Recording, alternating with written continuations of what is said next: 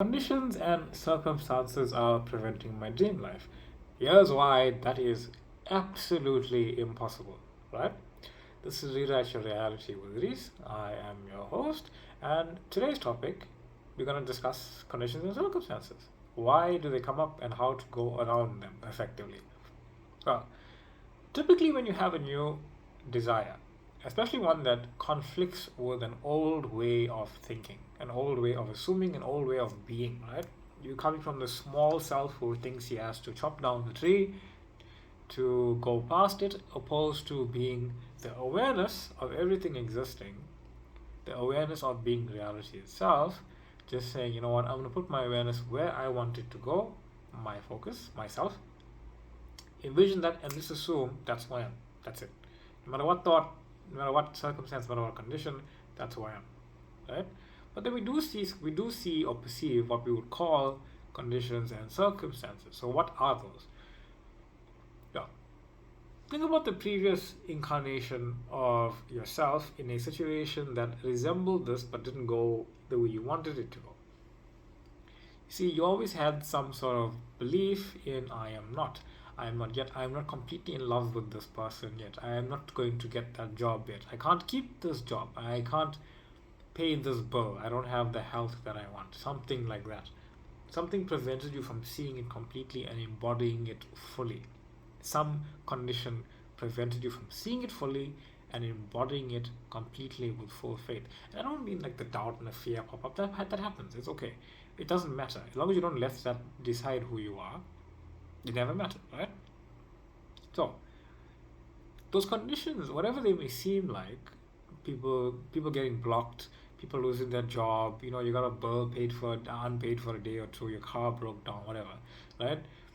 Those are conditions basically based on your old story, your I am not story, right? You put your focus on it and then this comes up. But why do you put your focus on it? Well, when you put your focus on your new identity, you can't necessarily help creating I am not, because I am and I am not are are linked together. They inseparable. They are one idea. It's basically polarity. It's right and left. It's up and down. It's black and white. It's I am and I am not. You're experiencing the opposites because you are the opposite, right? You are embodying the opposite of what you are seeing. You are creating an identity who no longer identifies with what they are experiencing. And if you know this is no longer who I am, I'm going to consciously do nothing with it. It's not my reality. I'm going to only be aware of who I choose to be. And if I don't, this has nothing to do with me. I'm not going to interact with it in any way. It's just nothing. If I move to interact with it somehow in some way, that's okay. But I'm not going to make it something I'm consciously going to go and do, thinking it's inspired action. Right? That's why we kind of get lost. We think, oh, inspired action. I have to go and throw a wrench into this thing. No, you don't. You literally don't. You don't have to do anything. It'll unfold on its own. You don't have to do anything with it. The reason why is because it is you. It's your awareness. You are pure awareness. You are not skin and bone. You are pure awareness of being. That's it. And here's the thing. If you are awareness, experiencing the polarity of yourself, what you are seeing and who you are being has to coexist. Because what you are seeing as those experiences, as I am not, right, as non-fulfillment, your reality must simultaneously exist, and you must exist as that identity, regardless of what you are seeing, because it must all exist together. When you realize it exists together and you are just experiencing it linearly, one by one, frame by frame, then you understand there's nothing to worry about. You aren't losing any time. You are in the reality you desire to be. You are in the experience you desire to be. And you are experiencing those things that no longer resonate with you because you are being the version of yourself that does resonate with you. And you know this because when you imagine yourself in your end, it feels amazing. I hope it feels amazing, right? It feels good, it feels amazing, it feels loving. You feel the internal shift, especially when you're feeling a little down or tired or whatever it is. And then you just go into your imagination and you just sit and then you fall into the scene.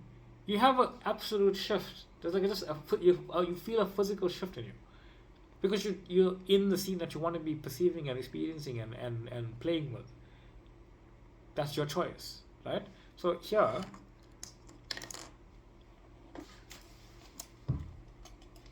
the conception of a new desire, right? Simple, here. New desire.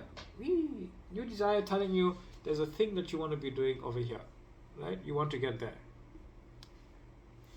right? And then we sort of walk along this path, and then we come up with like some mountainous thing that we perceive that we have to climb and go around, right? Something blocking our way. Typical, very typical.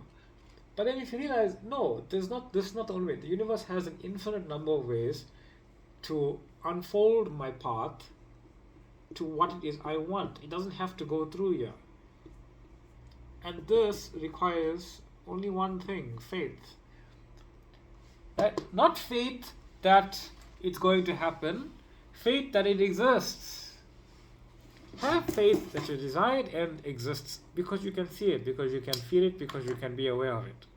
Have faith that your desired end exists because you can feel it, see it, and be aware of it, because and be aware of a physical version of you who is experiencing the physical version of everything else in that reality, with the assumption that you want, or the assumption that you have, the assumption that this is the most loving thing that I can experience for myself right now. This is what I want to be experiencing, the love that I am as. I am in that relationship with that person. That person, that version of them loves me. Why? Because I am love, experiencing it through myself. I am healthy. I am healthy in that scene. Why? Because I am health. I am wealthy in that scene. Why? Because I am health. Because I am reality. Because I am reality. And what I put myself, my attention, my focus on is reality. Is my reality. It is my identity. That's it. So the circumstances and conditions, they're only a single story. A story that you used to tell. It's an idea. It's not even I am not. It's just another version of I am experiencing that. And we call it I am not because we are referring to your desired end, which is I am that. It's just technical jargon, right? It's more grammar than anything. Yeah, but I am not doesn't exist. We're just referring to everything else as I am not compared to the thing that you desire to be. For example, there's an infinite number of people in the world, if you're a man or a woman, right? Dating by either, frankly, it doesn't really matter. But you understand that if all of reality exists, you could be in a relationship with every single person. The person you desire to be in a relationship would be, in this case, I am. Every single other relationship you could be in is I am not. In that case, you can see how I am not doesn't actually exist. It's just another reality. It's not. There's not a thing. I am not doesn't exist. It's referring to another I am. That's all. So when you're perceiving circumstances, it's a version of you who's just not experiencing that which you desire to be experiencing as physically. So when you say no, you know what? I accept all these circumstances and conditions. They are one story, but it's not the story I am telling of myself. I'm not going to interact with it. I'm not going to do anything about it. I'm just going to let it go and let it die on its own weight. Because it needs me as awareness to live in my awareness. Without my awareness, it can't live. And I am that version of myself that I desire to be. I am who I imagine myself to be right now. I am love. I am in that relationship. I am healthy, wealthy, free. I am in love. I am fulfilled. I am whole. I am complete. I need nothing right now other than my own awareness that I have everything as reality. And reality will continuously rearrange itself to reflect my knowing of my own abundance, my faith in my own abundance, my belief in my own abundance, my knowing I exist as God, and as God I have everything. That's who I am. That's who you are. That's who everyone is.